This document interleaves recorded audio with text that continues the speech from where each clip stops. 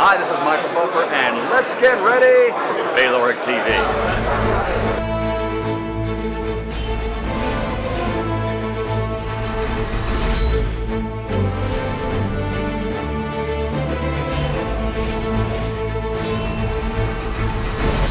Good morning, good afternoon, good evening. Wherever you are in the world, my name is England Jones. And again, we're back with the heavyweights. And again, we have another top 10 heavyweight. This time, Eric Molina. Eric, how are you doing? I'm good. I'm great, man. Started my morning off. Thank you so much, Eric, for talking to Bayloric TV. For those people who don't know who Eric Molina is, just give us an overview of your record. I'm 23. I'm 25-3. Lost my first fight, won 18 straight. Fought for the heavyweight world title against Deontay Wilder about a little over a year ago. We went about 9 rounds. Had him hurt. Bounced back. Won a fight here at home. Then I got called to fight in Poland, and was the first heavyweight to knock out Tomasz Adamek in Krakow, Poland. And got my ranking back in the top 10, number 10 by the WBC and number 7 by the IBF. It's very interesting, actually, because the same night you did that, I think Johan Duhaupas actually knocked out Robert Helenius. So it was a night of the It was a night of the heavyweight upsets because people expected Adamek to beat you, and they expected Duhaupas to get beat by Helenius. Well, you know, a lot of people see the thing about the heavyweight division now, and even throwing my name in the mix, is that a lot of people thought that I had a really good shot to beat Adamek. Okay.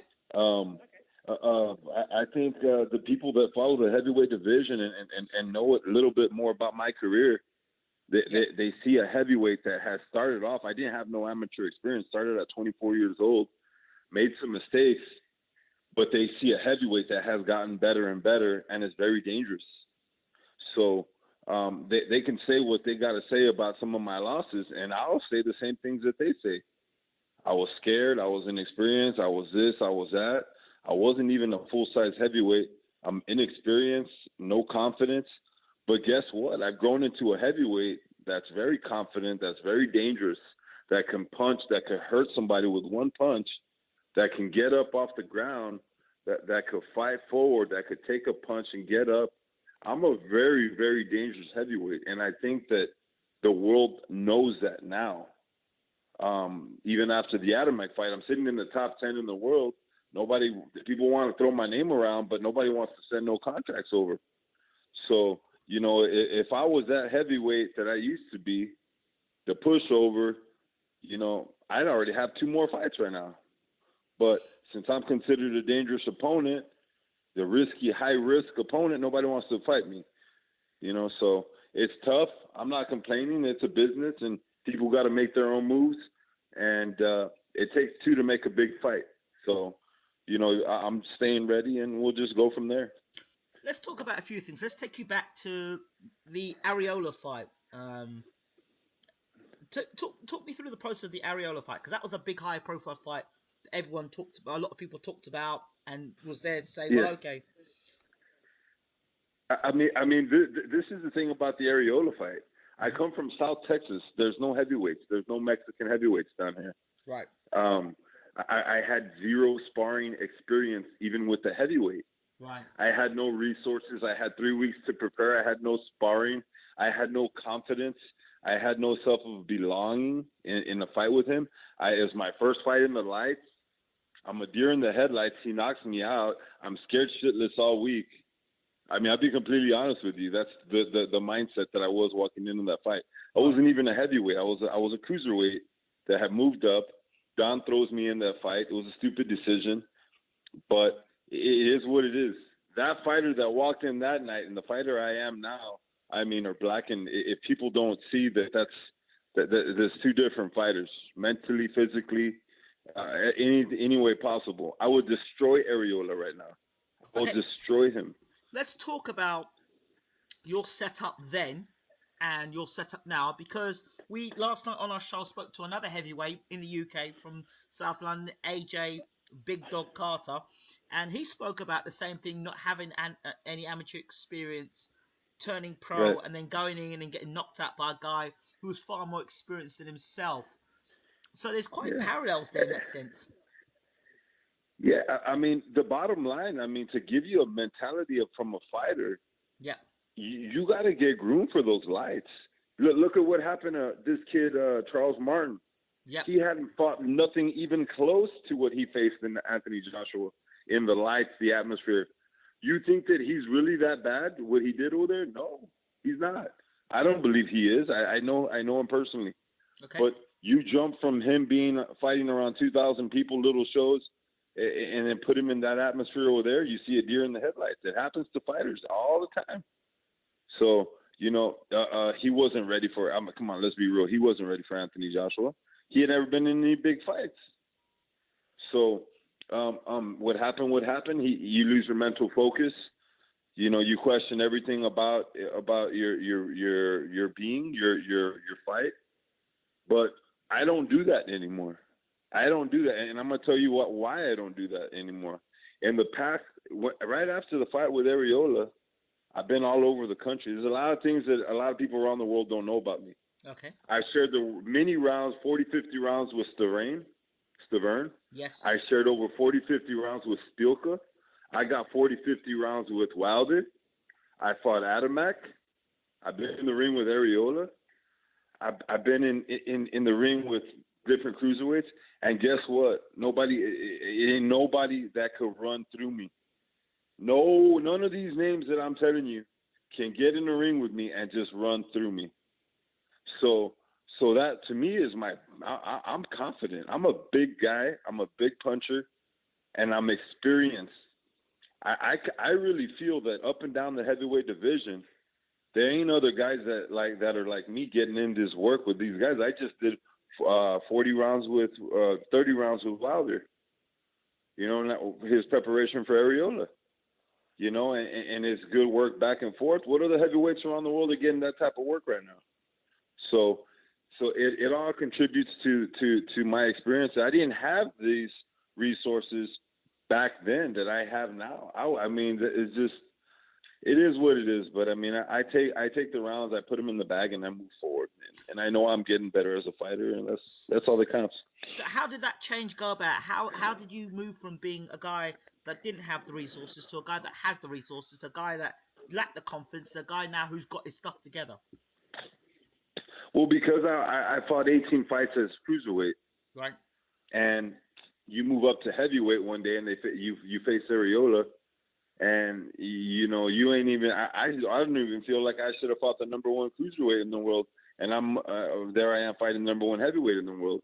Berman Stavern gave me a shot to go to his training camp, and I got to experience some good rounds with him. And from there, I built confidence, built my resume, put Tony Grano. I defeated Tony Grano. Grano's the only guy to knock out Travis Cuffman.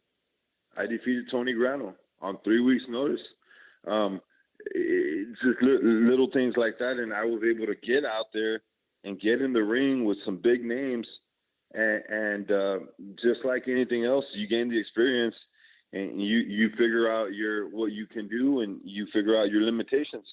And I kind of was able to do that, and that's the only thing that I credit is when you look at my record, I've taken a loss, but I came back and shown. The thing about I get into beef with David Price because I've taken a loss in the first round, and right when people write me off, I come and surprise the hell out of them. And then again, boom, I get hurt again. But what happens? I come back better. The whole world gave me 2 rounds with Wilder. And hell, I've been the only guy that almost even beat him. So people say, "Oh man, no." Then Adamek should beat this guy, and then I go ahead and beat him. So the only thing I know in my career is to get better and to keep pushing forward and try and get better. So what did you learn from the Wilder fight? Did you feel that you were ready for the Wilder fight when it was announced and you were standing next to Deontay? You know what? I'm gonna be completely honest with you. When I tell you my confidence level is that in order to get in the ring with Wilder, and you realize you're a 50-1 underdog, you realize how big of a puncher he is, you realize everything on the line, and you're willing to go to his backyard and put up the fight that I did, if you can go through something like that, you can do any. You can put me in any fight anywhere in the world. I'll do better on the road. It's a mental thing. It's a mental thing that I've learned how to be very. You cannot win fights like that if you ain't, or you didn't compete in fights like that if you ain't very strong mentally. Okay. That was the only reason why I was able to go to Poland and win in Poland. It was the only reason I was able to even perform in the Wilder fight. I mean, these are hostile, to fight on the road like that, and you have to be very, very focused. Okay, so what's Wilder like as a puncher in your opinion? I'm gonna be completely. I mean, Wilder, I would have to say, hands down, he's the biggest puncher in boxing. Let's be real here. He's the biggest puncher in boxing. If I put him against Anthony Joshua or Tyson Fury or any of the big names, he might not have as much skill as the Tyson Fury or the Anthony Joshua, but he's got that power that'll put you away with one shot. That's what he brings to the table. And any fight that you put him in, you have to respect that. You have to give that some credit, because it don't matter if he's down on the cards or if he's even on the cards or even if he's ahead, he could still put you away with one big shot. He's got that power. And I just think that it's a good thing and a bad thing for him now, because he's got damage in his knuckles and he's got damage in his bicep. And I don't personally believe that he knows how to hold back, as far as throwing those big shots. He loads them up, and, I think his bones, obviously they couldn't withstand the power that he throws with. So every fighter's got their flaws, but I'd have to say, to put him up against any of them, I wouldn't say that he's the most he's more technical and more sound than them, but I say that he definitely has more power than them, and he's awkward. Mm-hmm. When you caught him and you hurt him in that round, what were you thinking? Yeah. Well, you know what? I've had opponents hurt before, and Wilder's so awkward that he gives you these different looks with his body, and he turns and he gets off balance, and he's very hard to. It wasn't as easy. Like, I did jump on him. If you notice, people say, "Well, you didn't finish him." Well, just because he's hurt doesn't mean he's done. I was down 4 times. I got up 4 times. Wow. So just because he's a little hurt doesn't mean the fight's over. Doesn't mean I got to go on for the kill. I did press him a little bit. He picked his hands up, and he was able to get through it. But it just because he's hurt doesn't mean that he's out. In any fight, doesn't mean that. So maybe I could have pressed him a little bit more. Maybe I could have attacked him with a different combination. But I mean, I don't regret anything in that fight. I took that fight. I had 35 days to prepare. I fought him in his backyard. I fought 5 of the rounds. There's another thing that a lot of people don't really consider is I fought him 5 rounds with a busted ankle. I had a sprained ankle from the first knockdown. If you replay the first knockdown, I'm laying down over my left ankle, rolled over it. I fought him through 5 rounds with that. I stayed in Alabama 3 days with the cast because I couldn't walk out of my room. Wow. So these are things that I got in my back pocket. I got the rounds with these big name heavyweights. I know what I can do with Wilder. Even going back to Wilder's camp, you think that Wilder's going to beat me with just his left hand like he did to Arreola? No way. If he fights me and his right hand goes out, he ain't going to be as fortunate like what he did with Arreola. What did you think of the Arreola no way. performance? I think Arreola's he's garbage. He's garbage. I mean, his style has caught up to him. He's punch drunk. He's I mean, he's saying he wants to fight me. Well, I personally don't see Al Heyman sending me a contract because he knows I'll destroy him now. So I mean, but if he thinks the problem with Arreola is that while I was driving to Alabama, all I hear is Arreola talking trash about me, saying, well, because I was in Wilder's camp, he was saying, well, Molina sucks and this. They asked him what he thought about his opponents. Well, they all, Molina's the only one that sucks and this and that. And Molina did 9-10 rounds with him. I'm gonna go in there and I'm gonna do this, and this. So I said, you know what? I'm hoping that he backs up his what he's saying. I want to see him back up what he's saying. But when I'm gonna wait to respond to him when I know why. I had already been back in Wilder's camp. I knew Wilder was gonna destroy him easy. I go, I'm gonna wait for Wilder to really destroy him. I mean, he wanted to say all this stuff about me, but hey, I'm gonna tell you something about Mexican fighters. I'm gonna tell you and be completely honest about Mexican fighters. We don't quit, and when we quit, we don't make excuses. And even if we, on top of those two things, we don't cry like that after we lose. So aside from all those things, he wanted to come out and say, he wanted to fight me and this and that. He's the one that kept talking about me. I'm the one that said, hey, you know what? Hey, you know what? Let's be real here. You quit on your stool, and Wilder had one left arm, and he made you quit on the stool. I said, you want to talk about being Mexican? I got up 4 times. The referee stopped it on the 4th time, and I was still on my feet, ready to fight. I was willing to die that night to win that belt and make my history for my people. He said he was willing to do it, but didn't do it. So we might have had our history before, and he might have beat me the way he beat me, but he can't get it twisted. You can't do that no more. I'm not that fighter no more. And it's not only for him; it's for any heavyweight in the world. So there's genuine beef between yourself and Arreola, then.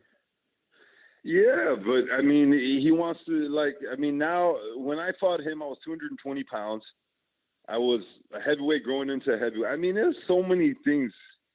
There's so many heavyweights out there that would have destroyed me at the time. When you're weak-minded mentally, anybody could beat you. Anybody can beat you. So I remember I was sick to my stomach every day that week. I was so scared.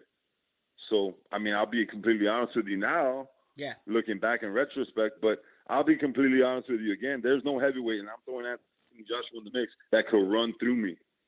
No heavyweight in this world that's going to get in the ring and just run through me and just say, boom, plow through me. That doesn't exist. I've hurt every single heavyweight I've ever been in the ring with. All of them, I've hurt them at one point or another. And I have no confidence when I'm weighing in with anybody in my face that at one point or another in the fight, I will hurt that person. Wow. Every single opponent that I've been in with, you can say that I lost, whatever, but I've hurt that person. So, and I'll guarantee you that when I sleep at night, I know that for a fact. I don't care who he is. I don't care how strong Anthony Joshua is. I don't care who he is or what he's got, how big he is. I know that I could punch and I know I could hurt that person. That will never be second guessed. So, that's the difference of the fighter I am now compared to what I used to be.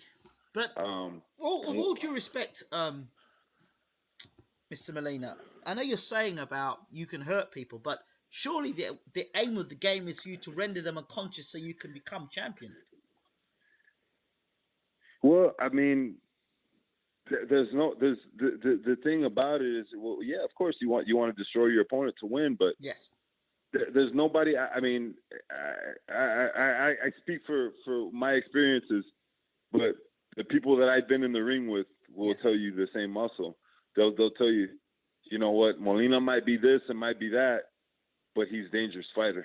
He's a dangerous fighter, and he's getting more dangerous as he gets more experience. So, I mean, whatever it is, what makes me more dangerous is I'm willing to take chances. I'm sitting in the top 10 in the world, and I'm calling out, yelling for a big fight. If you don't think I'm ready for Anthony Joshua, bring me anybody that will prove that I am what I tell you that I am. Okay. I'm not going to disrespect these champions. I won't say Anthony Joshua, Tyson Fury, Wilder, but there's heavyweights all over the world that want to say, bring me the champions, but want to look past guys like me. Come fight somebody like me and prove yourself. David Price, prove yourself. Earn your ticket. So, all these guys out there, like David Price, they want to just, hey, fight somebody like me, beat somebody like me, and prove yourself. That's what it's all about now. I mean, you know what I mean? So your name's been mentioned. It was your name, Bermane Stavern's name, Pulev's name. was mentioned. I understand Pulev doesn't want to fight because he's going to defend his European title. Steven's now going to fight Povetkin. Well, there's your name now. How likely, and has Eddie Hearn contacted you with regards to the fight to Anthony Joshua? I know he had offered the fight for me, the fight that went to Brazil, but I had a messed up right thumb. I went into the Adamek fight with an injured thumb, and I re-injured. I severely injured it in the fight. He wanted me to fight him. I said, hey, I can't even move him. I can't even squeeze my right hand together. I go, it might be ready to squeeze together the day of the fight, but I go, there's no way that I can squeeze my right hand together. There's no way I can go into an Anthony Joshua fight without my right hand. There's no way. And we went back and forth, and even before we could talk money or anything like that, I mean, I even told Don. Don was trying to press it on me too. I said, Don, I didn't come back, build myself back to where I'm at to go sell out. I'm not trying to sell out for my fans, for the momentum for my story. I'm trying to make it in 5-10 years from now, when I'm done with what I got to do and I look back at some of my videos, I want to see from here on out, if they're going to beat me, they're going to beat 100% of me. It ain't going to be, oh, well, I did this and I shouldn't have done that. No, I mean, if Anthony Joshua beats me, he's going to be 100% of me, and that's what it was. I turned down the fight. And I wasn't cleared till July, and that's when I went to camp with Wilder. So your condition, whoever it is, your condition now. Are you fit to? Are you ready to fight now? I'm ready to fight right now. I'm 100% healthy. I'm cleared. I mean, the thing about it is, am I going to go fight in 4 weeks again? No, I'm not. I'm not in that position. I'm sitting in the top 10 in the world. If I'm not in the top 10 in the world, then I'll go fight in 3-4 weeks. Notice. But hey, I'm sitting down. I mean, you got to give me some respect and give me some notice. Okay. So let me give you know what I mean? Let me give you 2 dates. I don't know if you heard the news. Andy Ruiz has pulled out of fighting Hughie Fury. October 29th. There's a slot there. I don't know if you've been contacted to fight Hughie Fury. There's one. I was supposed to be a part of their camp down there with Tyson Fury and Peter Fury and them. They're good friends of mine and stuff. So oh, wow. I don't want to go into to calling out Huey or anything like Fantastic. that. I mean, I wish him nothing but the best. That's but, great. That's great to hear. Then there's the Anthony Joshua date in November. Could you possibly? I'm pleading. I'm screaming for that one. Give me Joshua. Give me David Price. Give me Chisora. Give me whoever the hell you want.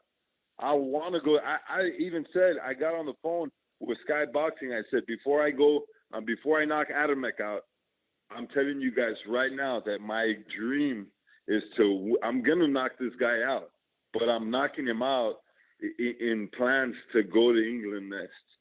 That's what my goal, that's what my plan is.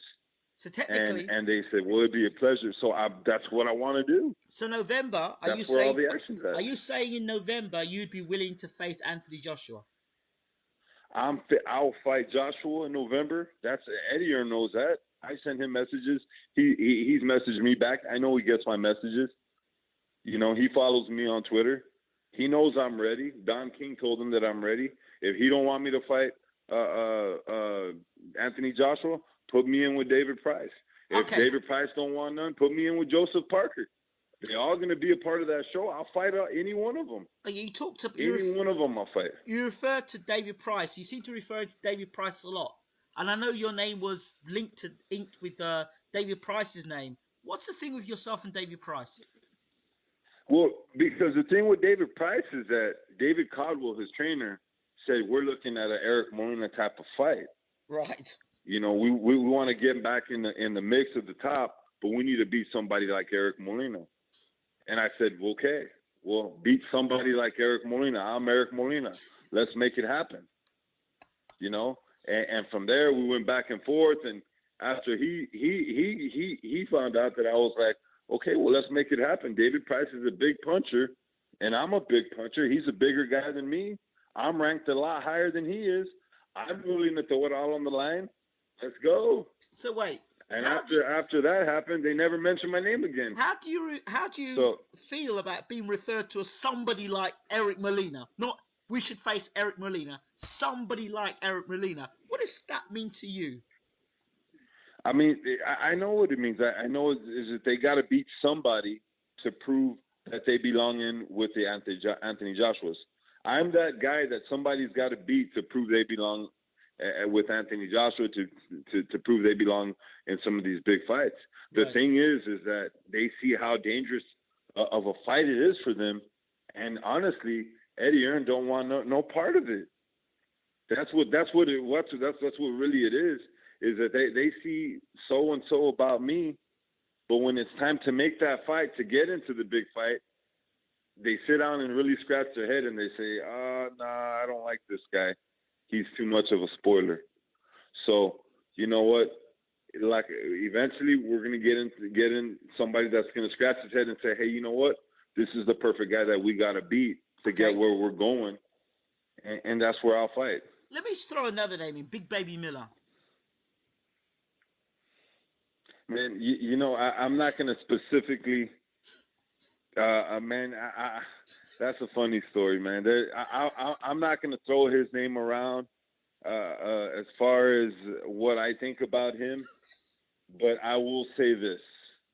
There's a lot of funny stuff going on in the heavyweight boxing game. As far as, and I'm not saying this because you brought up Big Baby Miller or whatever, but one of the biggest things, and I'm not going to throw anybody's names around once again, but there's a lot of funny business going on with some fighters around the world, all over the world, as far as them growing into certain sizes, as far as them doing certain things, about being bigger fighters, a little stronger and stuff like that. And I'll just say the truth will always come out. And I like what the WBC is doing about the beta testing. Yes. I love that. I'm the first one. Come test me. I'm a blue-collar heavyweight. I'm a sparring partner for a lot of these big names. I don't cheat. I give everything I got. I was a school teacher for 5 years. But all these guys out there, and I'm not throwing no names out, but the ones who think they're fooling people, if they ever want to be in these big fights, they're going to have to be tested.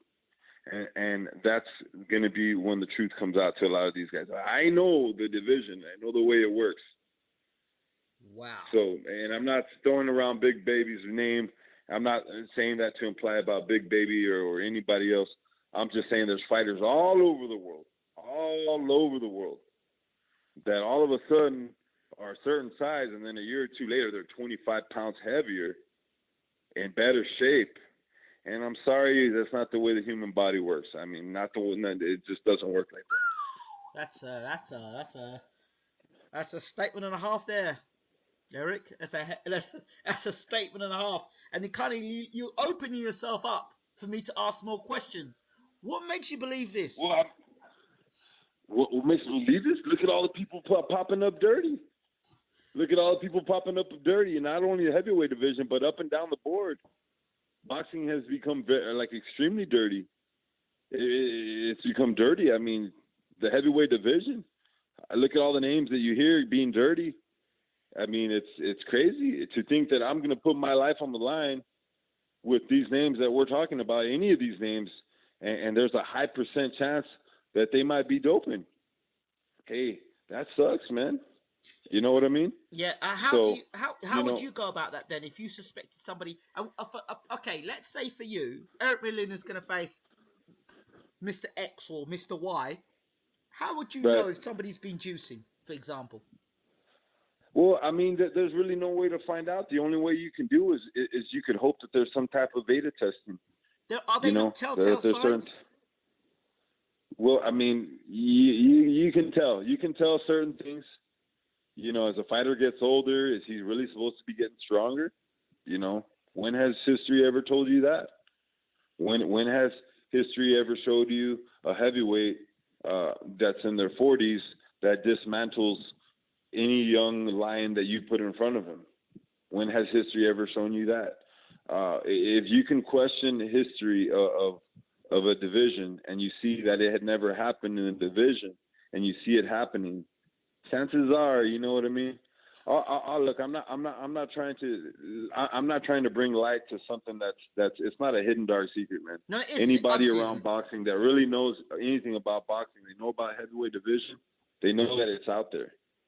They know Okay. that it's out there. I I'm know. just saying, for me, I don't use it, but I'm glad. I'm 100% for what the WBC is doing. Saying if you're a part of our top 15, we're Yeah. going to randomly test you, and you need to be certified for that. It's interesting because I spoke to Mauricio Suleiman recently here, met him in London for the Golovkin Brook fight, and he had a Right. in-depth conversation about the checks and the testing. And then I spoke to I can't remember the gentleman's name again, but he is also the WBC supervisor, and I talked to him about Povetkin versus Stiverne, and I asked him about the situation with Povetkin and the drug allegations and how the Yeah. WBC cleared it, and now that Povetkin and Stiverne are going to fight. What are your thoughts on that fight, by the way? Man, you know what? I think it should be a great fight. You know what? I'm not, like I said, I'm not gonna throw nobody's name around Yes. because I'm liable for anything that I say. Yes. But I'm gonna leave it what I had said, and I commend the WBC. And I'm that guy that I'd rather, and it was something that I was advocating for, saying, hey, you know what? If when we fight for regional belts or we fight for world titles, if we gotta pay more to cover this testing, let's do it. Let's do it. Let's lead and let's get better testing. I mean, we punch each other in the face. If you do steroids in basketball, you ain't putting nobody's life on the line. If you do it in baseball, you ain't putting nobody's life on the line. If you do it in football, you kind of almost are, but still not to the point. But if you do it in boxing, you're putting the other person's life on the line. Absolutely. So why is boxing the last sport out of all of them to have the best type of testing? It doesn't make no sense. Absolutely. You know, and I'm one to say that and here's the funny thing of everything, and this is something that there's no secret. You can put me up and down the board of the top 10 heavyweights in the world. I'm the least paid of all of them. I'm the least paid. I'm the lowest amount gross, but I'm going to tell you I'll pay more towards this testing. Take away more money from me and test everybody. You know, so that's my position for it. But I just think that I'm glad that it's starting to become when we talk big fights, when you talk all these fights that we're talking about. Yeah. The big thing now is how are we going to test these fighters? Absolutely. How are we going to test them? And I love that. And not only how are we going to test them, that whether there's going to be favoritism to those guys who pull in more money than those guys who don't. Yeah. And also we've got this situation with Tyson Fury in the UK where there seems to be some witch hunting going on with Tyson and the USADA and USADA, not USADA, UCAD, and Tyson's actually going to sue them at the moment because it's not doing his name any favors, especially when they're claiming to be innocent. Yeah, and really, it's fighters all over the world, and I hear it when I talk to random people. Hey, this guy, man, he's about 250 now, or he's 240 now, and I'll be like, damn, well, I just saw him. He was like 210, 215. Well, now he's about 245 now. You see it up and down, and when you're in the game more, you hear it and you see the fighters floating around. Yeah. I mean, come on, man. If I'm 30 pounds over of my normal walking weight, and I'm walking around stronger and more beast looking than ever, something's up, Yeah. So guy fighting at 215, now fighting at 230, 235, 240. Yes. Yeah. They fought the career. Yeah. There's a few of them around for sure. Yeah. So it is what it is, man. But I could commend the WBC and it's a heavyweight division, man. It's these punches hurt. That's my only thing. And let me throw another name at you. Let me throw another name at you, David Haye, because the Haymaker talking about opponents. Talking about yeah. Let's talk about him. The Haymaker. Yeah, man. You know what, man? David Haye. Wow, man. Where do I go? 215. Now what is he? 230. Well, Yeah, would you you know, is that a fight that you've ever been approached about? I I, I think David Haye had said he's actually David Haye knows where I'm at. David Haye knows me. He knows my name. He sees me on the board. He knows who I am. And David Hayes one of those guys that he wants to say he wants Joshua, he wants Fury, he wants these guys, but he don't want to prove himself. He don't want to prove himself. Obviously, he don't want to prove. I don't even know the last guy that he fought. I mean, He's the did he Cobra. really fool everybody in England? Huh? He's the Cobra. You know, no, the Cobra. James Ellis said he pulled him out of the yellow pages. Yeah, but I mean, come on, man. Did he fool everybody in England, or I'm lost here? No, Who he did he didn't. fool? He Nobody didn't. knows that guy. Nobody knew that guy. No, no. Yeah, so I mean, he's not fooling nobody. You know, if he wants these guys, he's another one that needs to fight a big name. You know, Shannon and Briggs. do I think David Shannon Briggs? Oh my God, he's another one, man. We can go on. Shannon Briggs, for the love of God, you're instead of chasing people around, get in with somebody like me and earn your ticket, dude. You would have earned it about a year or two ago and could have gone on with your life if you're going to either win the fight or lose the fight, but you could go on with your life. I got nothing against Shannon Briggs, but I mean, come on, man. I mean, you see the guys he's fighting. I can't So end this call without talking about King Kong because there's a lot of people talk about King Kong. You know, and King Kong, the thing about King Kong is yes, no secret. We already know what the issues that he had. Number one, he's a lefty. He's strong. We know why he was as strong as he was. And he was with Golden Boy, which equals no money. Who wants to fight a tough guy for no money? And then knowing his circumstances that he's coming from, nobody wants to do that. That's why you can't pay somebody to fight him. He had Golden Boy. What was Golden Boy doing when Heyman's running around with paying for his heavyweights double the amount to fight a Heyman heavyweight? Why are you going to want to go fight this guy over here for Golden Boy for half the amount of money? That's why they could never get him in a fight. They called to offer me that fight. I was like, you're ridiculous. I would never even think of the idea of going to fight this guy for this much money. You're delusional.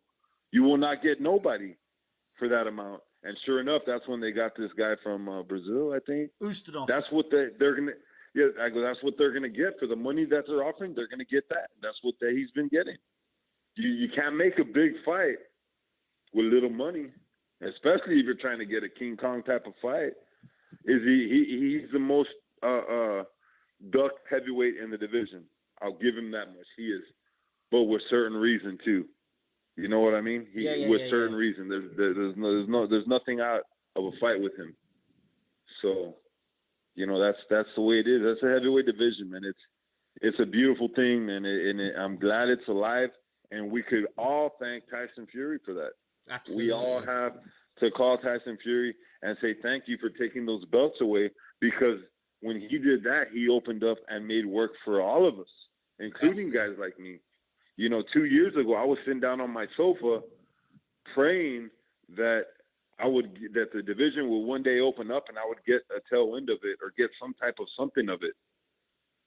And when he beat Klitschko, he opened the door for all of us and created work for all of us. So even though I'm complaining because I'm not fighting, it's still better off than what it was a year and a half to 2 years ago. So I'm happy. I'm excited. And I thank you guys for having me on. And I'll just assure you guys now that whenever they do call my name, and I don't care who it is, mark my words, I can and I will hurt anybody in the ring with me. I tell you a fight I wouldn't mind seeing you in with, actually. Yourself and Lucas Brown. Oh, man, you know what? That's a great fight. I like Lucas. I follow him on Twitter. Yeah. And we've gone back and forth before in a very respectful way. I think me and Lucas Brown make a hell of a fight. I think so, I too. think it makes a great fight. I like fights with Lucas Brown. I even like Staverne's my friend. Yeah, I think me and that'd be a Staverne great will make a bang-up as really well. good fight. It would be a great fight. You and Povetkin? Me, Povetkin, shoot, that's a very risky fight. I mean, that we've got to sit down and talk about. other things that you know. But I know that, you're going. but no, I mean, there's a lot of great fights to be made out there. Dylan White, Anthony Joshua, David Price, Derek Chisora. You know, the list is a Spielka fight. I know there's history now in Poland. They want to send their next heavyweight after me, and that's Spielka. So, you know, there's some history there in a big fight with Artur Spielka. You know, there's a lot of good fights. It's just a matter of making the right move at the right time and going from there. Eric Molina, I want to say thank you so much. I tweeted you. I saw you tweeting some stuff out. I said, let me try and touch base with Eric. And as soon as I tweeted you out, asked for your number, and we got straight into this call, and it's amazing. I thank you so much for that, and allowing Bayloric followers and boxing followers in general to hear what you've got to say, your views, unedited, uncensored, and raw and direct. Thank you so much, Eric Molina, for talking to Bayloric TV. How do people follow you? I have my Twitter. It's TDB Boxing. Yep. Team Drummer Boy stands for Team Drummer Boy. TDB Boxing on Instagram and Twitter. And thank you guys for having me on. And just want to send a shout out to all my fans all over the world. And just stay tuned. You know, I'll be in the ring soon. Eric Molina, we love what you've had to say, and we definitely welcome you back anytime you're fighting. Keep us updated. Sounds good, man. Thank you guys for having me. Take care, champ. All the best. Don't forget to hit that subscribe button. It's Ingrid Jones from Bayloric TV. We're out.